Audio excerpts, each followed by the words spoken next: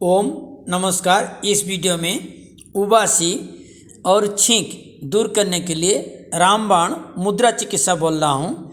यदि थकान और रुचि या शरीर में ऑक्सीजन की कमी के कारण उबासी आती है, हम आदित्य मुद्रा करके भी दूर कर सकते हैं। इसी तरह यदि बार बार छींक आती है या सुबह उठते ही एक साथ बहुत छींकें आती है, तो हम आदित्य मुद्रा करके भी इसे छुटकारा पा सकते हैं। आदित्य मुद्रा की विधि है, अंगूठे के अग्रभाग को अनामिका उंगली के सबसे नीचे भाग में लगा के रखें, बाकी उंगलियां मिलाकर सीधी रखें और बीच बीच में थोड़ी थोड़ी देर के बाद रगड़ते रहें। दोनों हाथों को पास में रखें, परंतु ध्यान दें छींक या उबासी बंद हो जाने पर इस मुद्रा में ना रखें।